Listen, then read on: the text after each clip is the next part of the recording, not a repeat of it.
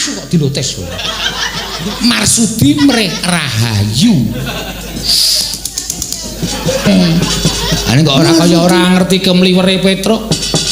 Engko nek perkara Petruk tak critani mengko. Iki wancine gara-gara ki ora nggo wancine ngrembug lakon. Oh iya. Slentrik sisan. Wong tuwa kok dislentrik ora. Anggepe wong tuwa ora entuk dislentrik apa piye? Wong tuwa nek ngayal ora dislentrik ya tuman wae. Ha iya.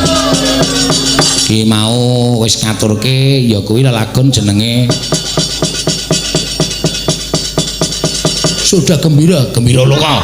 Sudah Gembira dempulmu melocot ora.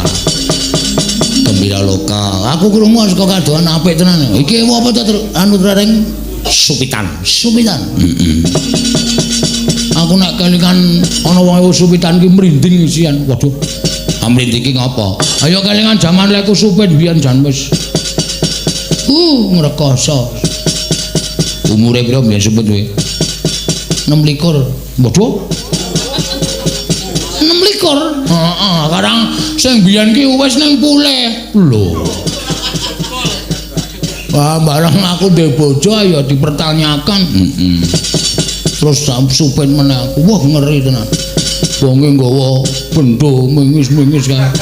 Aku wis arep mlayu disikep Pak Dukuh, begakang kae. Terus deleke nggon kayu talenan tuak. Medeni ya tenan. Wah, wis ngeri pokoke. Monggo ditambani nganggo madu mingan janting celekit. Heeh. Mundak zamane meneh saiki nganggo gunting. Heeh. Mundak zamane mundak taune teknologine saya ampuh. Saiki wis nganggo laser. Wah, nganggo lamun disorot kae wis apik dhewe. Sesuk taun 2030 ki rencana ana mundak zamane meneh. Wong Supit rasa dilaser. Diapake? Dipistol saka kadoan ya. Tuwar wah ilang apa-apane. Ilang apa-apane piye? Ya muga-muga bocah sing Supit ki bisa dadi bocah sing migunani tumraping wong tuwa reng. Ah iya. Mergo kuwi penting. Heeh. Migunani tumraping masyarakat, migunani tumraping bebrayan agung, bebrayan gedhe, syukur bake migunani negara. Amin. Sebab bocah ngene iki Supite sukses sekolah karo bapane piyai sing mampu, sekolah sing nganti dhuwur, bocahe demenakake, tata kramane genep, unggah-ungguhe genep, dadi bocah pinter. Wah, asli wis to. Derajat pangkat ki karo nunggu. Kaya anakku sing barep sing lanang sing barep kowe. Ora gleleng saiki ning Polres. Waduh. Kok ora tau ngerti le piket aku. Ah wong kecekel kok. Rumangsamu piket apa? Kecekel. Lah kok nalare piye? Ya tak lebokke ning perguruan tinggi ki njukuk apa le? Ya engko saanane, Pak. Sidane njukuk komputer loro. Wo. Kecekel saiki. Wah ya wis ra apa-apa nggo pengajaran. Ya wis syukur. Rang, apa Kang? Iki dasare wulan Agustus ta iki? Ah iya. Iki bangsane awake dhewe duwe gawe sing wajib setiap warga negara sing ber-KTP Indonesia iki ngerti Agustus iki ya kuwi hari kemerdekaan bangsane awake dhewe sing kaping 74. Ayo diunekke lagune. Lagu apa? Lho, 45 lho.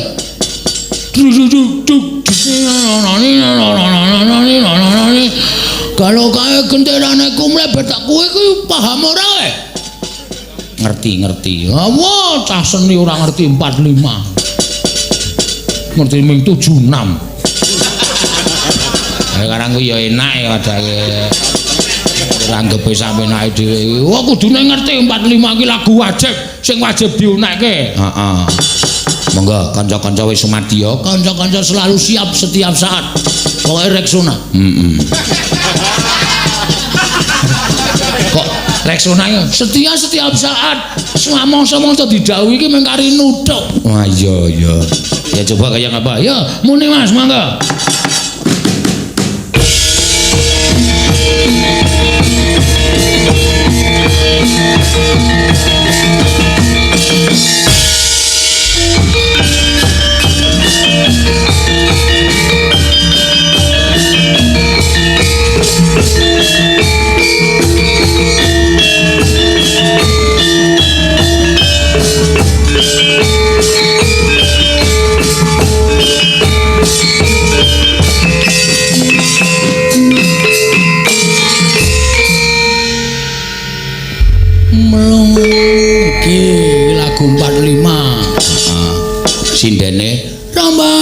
apa ku?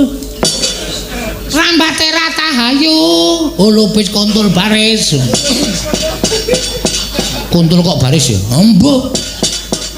Kontul kae ngopo nek ngadeg kok sikile dangkat siji. Apa manuk apa? Manuk kontul kae. Kae ya wis ciri khase kaya ngono kuwi.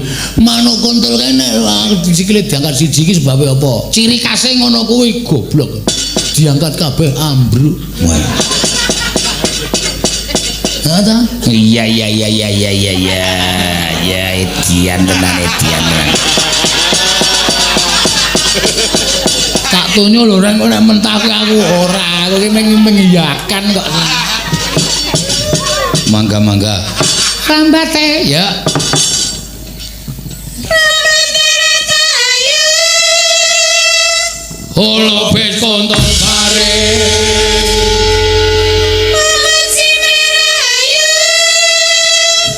Holo bes konton bare.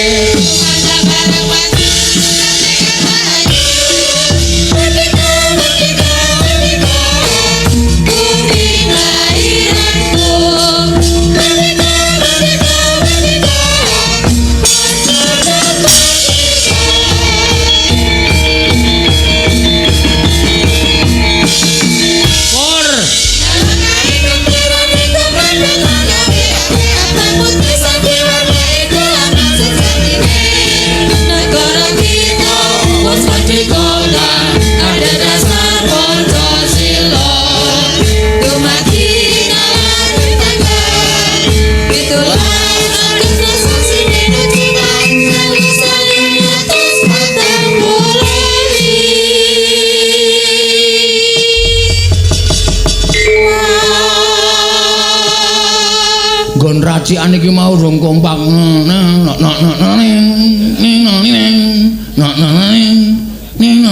Ngono kuwi rong kompak.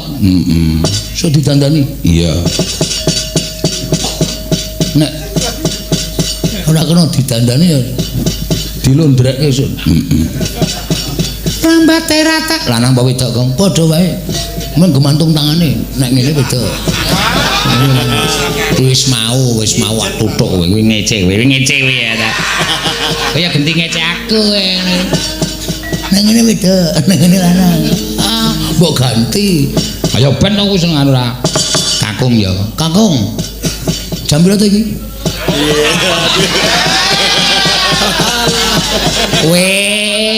Mulane kok tak sawangi ana sing beda.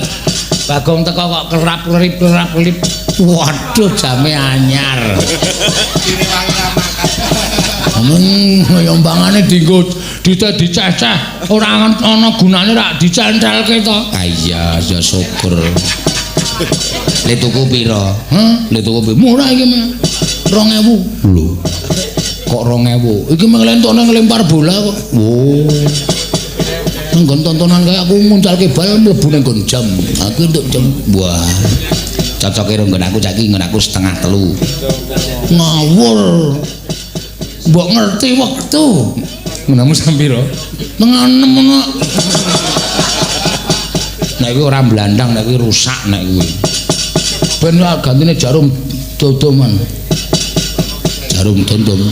Monggo. Rambate Rata kakung, wolo bes dileng ping 3. Ya. Rambate Ratahayu. Wolo bes kanjeng Mamuji Rahayu. Wolo bes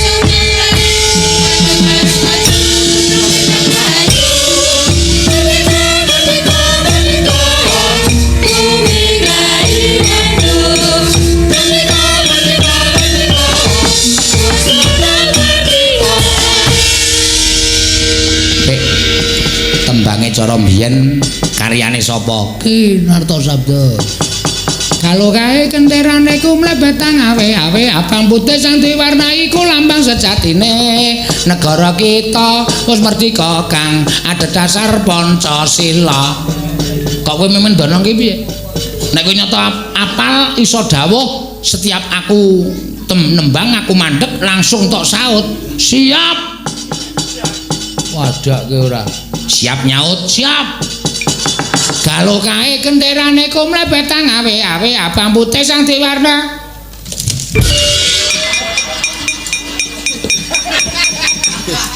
Piye maksude? Jare kok nyaut. Sing disaut ki tembange on bloon. Tembange misale ngene iki. Galo kae kentirane. Aku mandeg kowe langsung muni, "Ku mlebetang awe-awe." Ngono, ora kok nyaut aku. Paham? Paham. Galo kae endi? Kentirane. Oh, entuk encon goblok iki wegah aku. Kalau kae kenterane kumlebetang awe-awe. Nek tembang iki tembang sing resep cepet, ora sanggah takku dicengkok. Oh iya, iki tembang Mars. Mars ki ngerti ra? Mars ki planet. Planet ngebleki sirahmu ki apa piye? Mars ki ukara cepet, karo kae kenterane kumlebetang ngono. Oh iya, cepet iki, cepet. Karo kae kendaraan kumlebetang awe-awe. Pampute san iku napa jatine? Nganggo cengkok, nganggo nada. Aku gareng nek nganggo gajul barang ngono kuwi.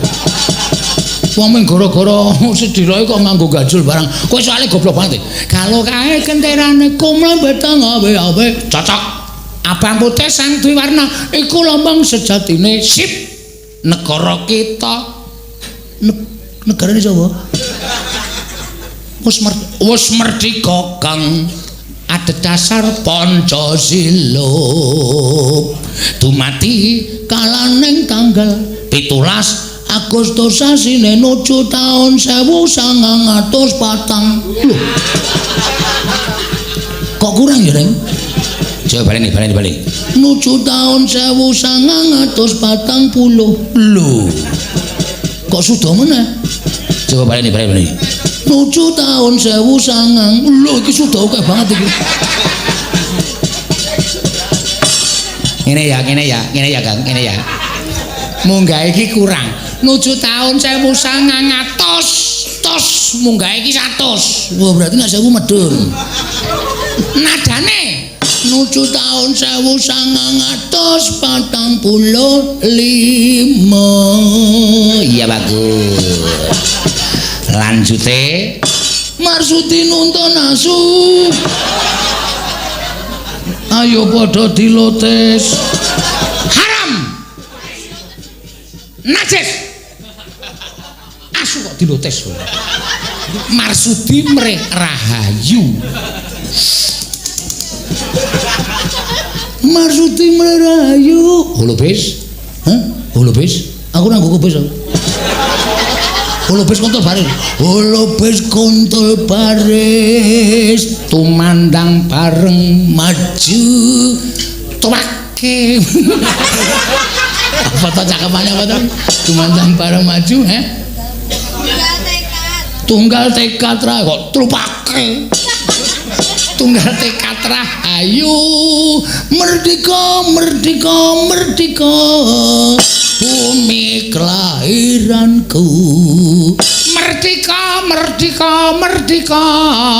wis tetap dah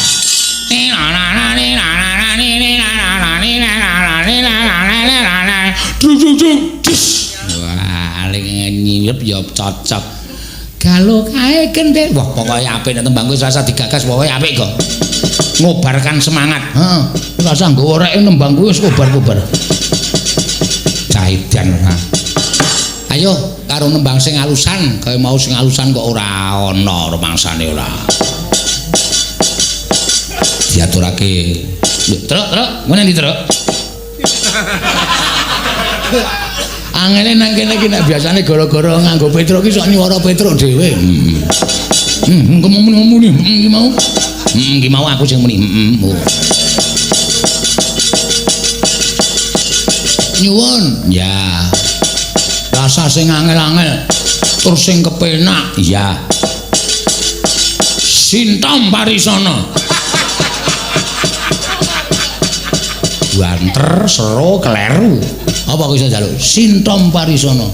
Sinom pari jotho. Oh. Hurufe. Heeh. Hurufe terpindah-pindah. Ah iya. Soale kan aku kulino ngomong ngono soalé. Ayo gak tangi, kemile dilemput. Kemule dilempit, ora kok kemile dilemput. Ya kae teng winastan Gunung Merapu karo Merbabi. Merapi ro Merbabu kok Merapu ro Merbabi.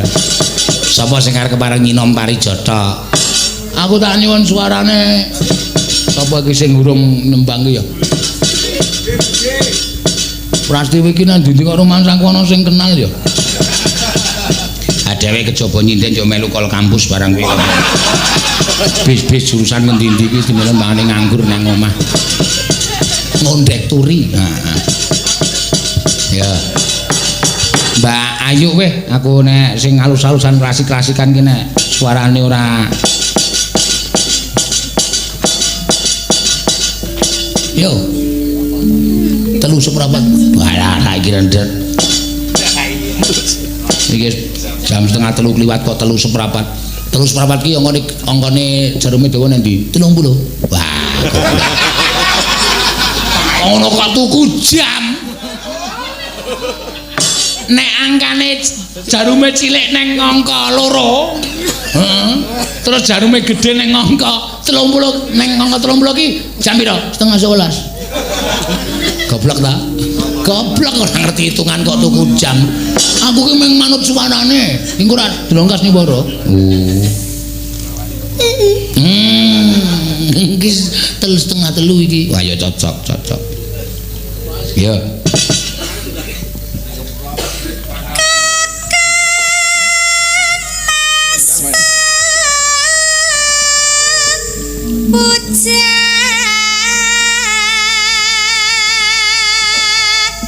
Neng wah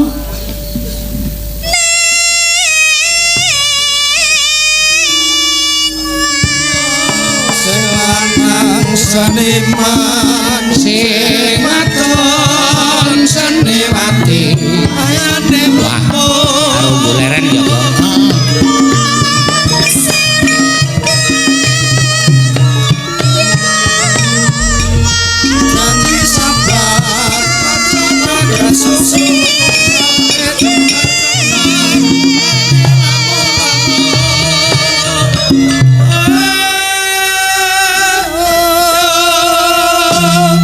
Kabeh apa jenenge iki cakepan girong iki mesti mengku pitutur. Gimana apa iki? Janji sabar aja kesusu sawahe jembar-jembar marine lemu-lemu. Oh. Janji sabar.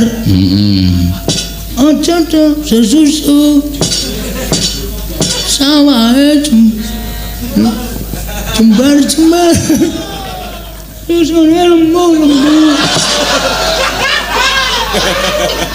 Setan lan kowe iki meneng ta iki mencakepane iki. Yo ya yo. Wes. Kalau menji nganti mendrep. Ya.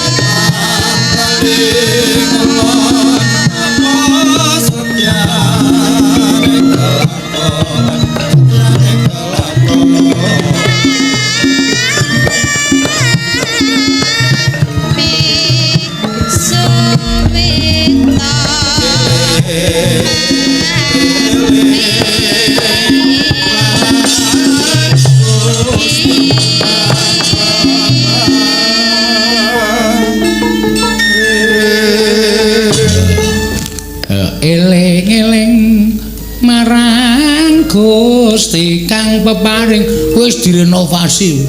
Ora ngerti sinom jaman biyen.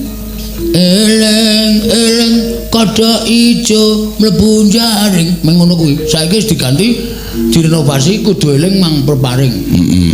Mergo wong urip nang donya iki nek ora eling karo sing peparing kuwi bakale cilaka. Weh, ngono ya, Kang. Kaya urip nang alam padang iki nek dadi lakon wis to. karo sing gawe urip ki mesti dicekel. Wis ora sapa wae kuwi kaya nggon wayang ngene iki wayang ki nek urung dadi lakon mbok dijendrek-jendrek disungging apik kae nek ora dadi lakon sing ora dicekel dalange. Nek lagi dadi lakon arep peming buta terong kae tetep dicekal-cekel ru dalange. Padha karo wong urip ki nek dadi lakon dicekel karo sing kuwasa. Kamu pengen dadi lakon ye.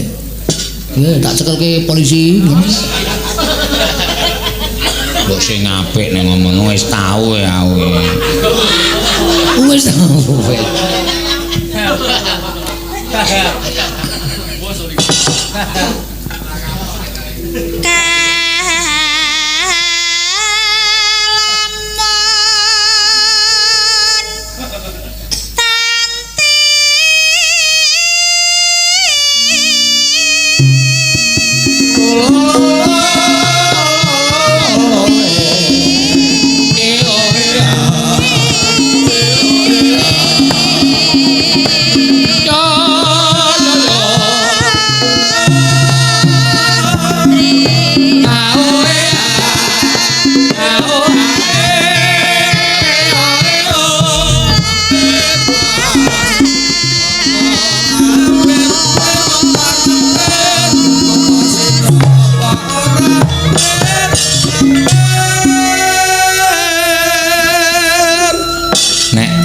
Mampir-mampir iki tuladane apa, Gong? Wong nek silaturahmi kuwi iki bakal akeh sedulure kuwi mujudake suwijining ibadah.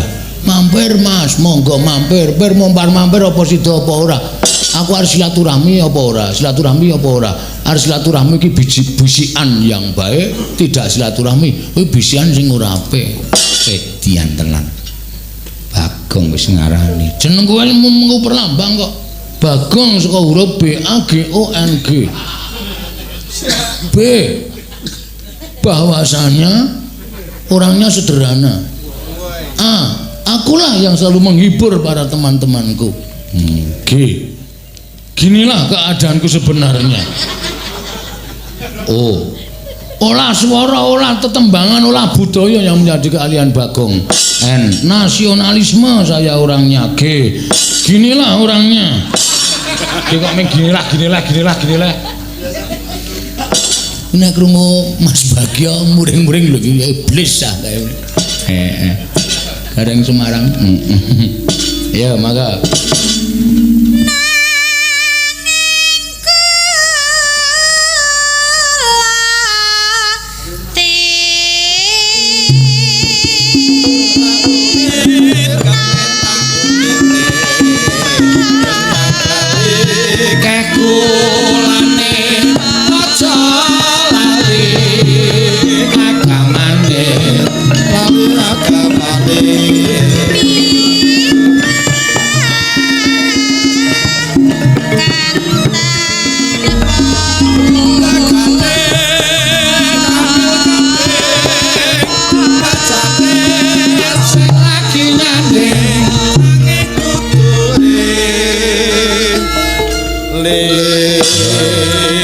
godho ning donya sing abot dhewe mung 3, harta, tahta, wanita. Mulane ana gerongan bejane kambil, tegane kambil gading, bejane sing lagi nyanding nanging kudu eling. Nyandinga kaya ngapa piyayi ayu tetep kudu eling. Nek wis duwe sing wis duwe garwa. Sing duwe garwa duwe putra kudu eling karo putrane karo garwane. Ngono ya Gong. Wah, aku barang umur 47 rada apik omongan lha iya. Kamu ndak setahun nek kok ndur kaya wis malik grimbyang. Wis biasane wae Gong. Oh ya nek iso aja eling. Kok njur aja eling ora. Mangga bacet. Enak. Ya.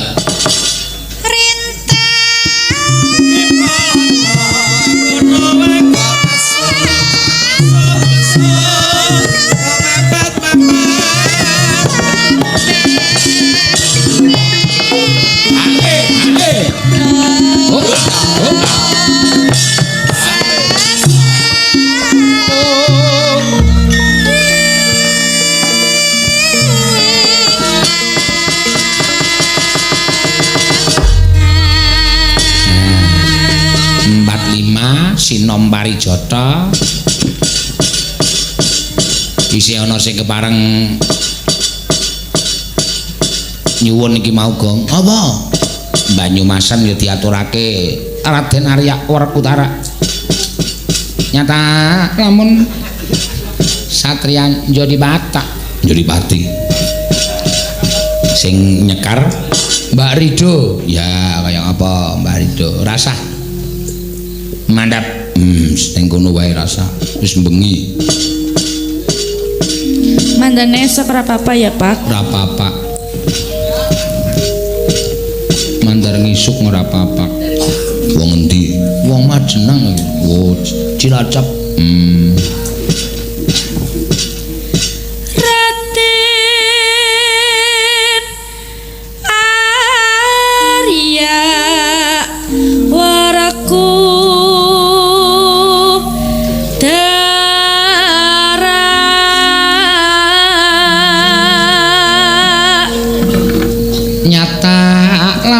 Satria Madangkara Njodipati.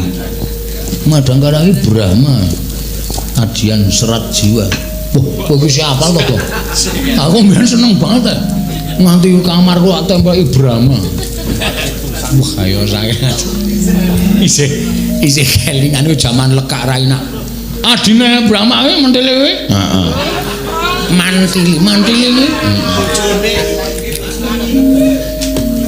Bojone Brahma kuwi Hanum. Wah, lah bener kowe jan kowe pecinta. Wah, aku anggere jam 10 awan kan nang omah nyetel radio. Ya mbiyen yo parang top tenan ya. Wah iya. Ayo nggo bahan.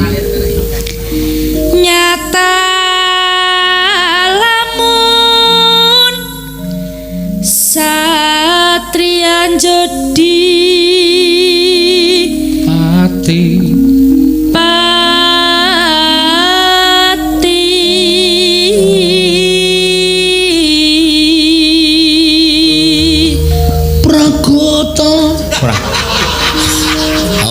Dong ngrasa prakosa kok Pragota wis mau. Prakosa kakung luhur.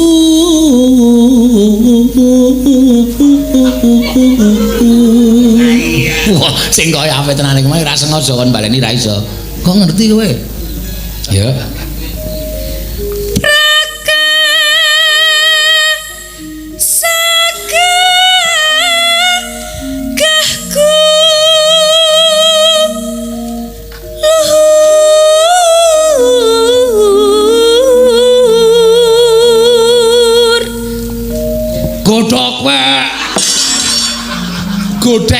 Godhok wae. Wah, iki entek nek kulino mlecet-mlecetke malah kepleset dhewe aku. Godhek wak simbar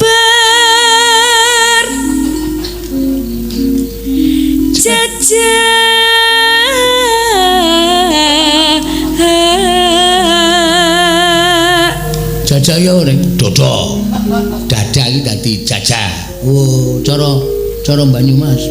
Berarti nek Anda dadi anja. Ora.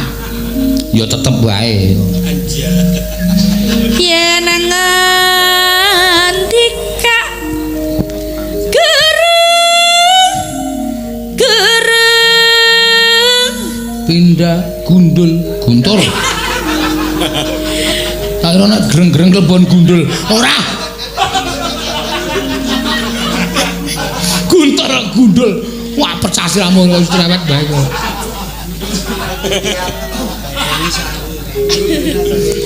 Pindah aja tak pikir aja paling nyong iki nek omong bukan yang melu-melu gundul kok nyanyi guntur aja gundul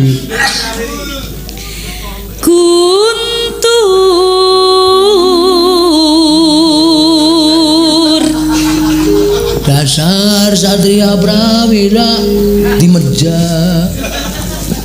dasar wah cengkok Satria Prawira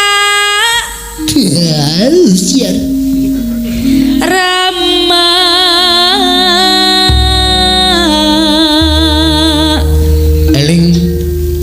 Eling eling kula eling. ayo sindan liyane gerong gayangke digumyake iki bakule wedi iki kon gerong iki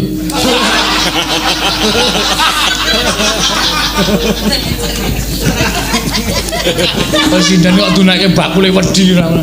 Ha iki nek ora nyindan golek wedi iki. Ya wis ben apa. Yo, mangga. Gunungane Senapati.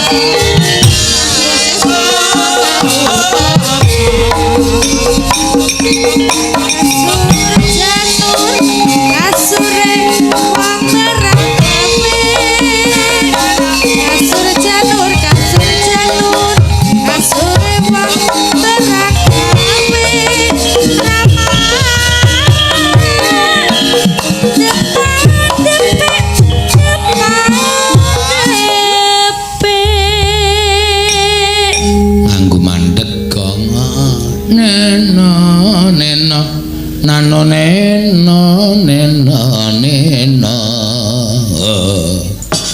ora tekan ngisor ya depa-depek wong seneng tenisi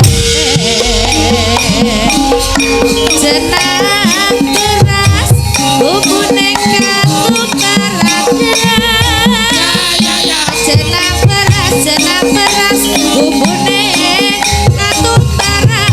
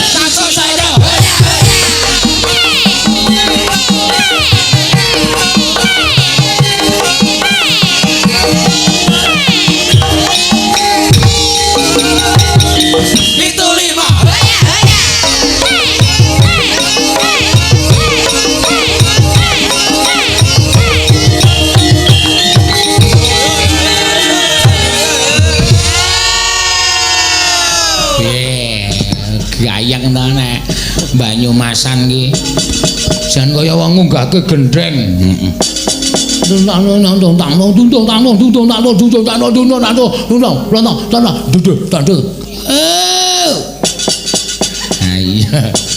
Ayo penak karang apa-apa ki nek ditandangi barengan ki rasane kaya marem nang ati ya. Oh iya.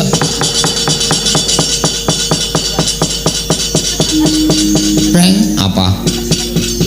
Ki kowe nek tak kabari kowe aja kaget. Apa? Reng, apa? Aja nangis sih.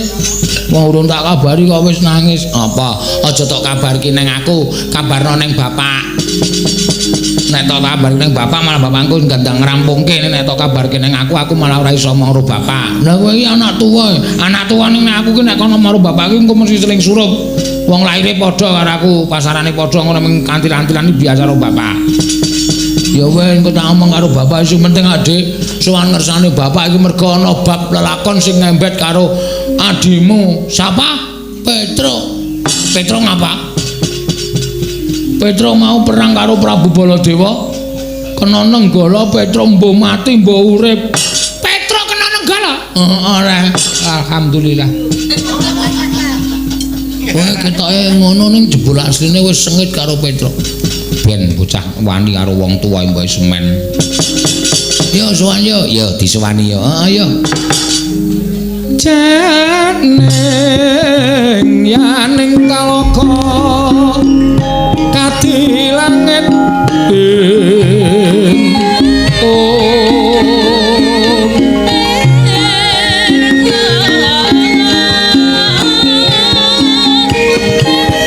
mambang pantepasulan pamaneka lintang tulya kusuma yana sumawur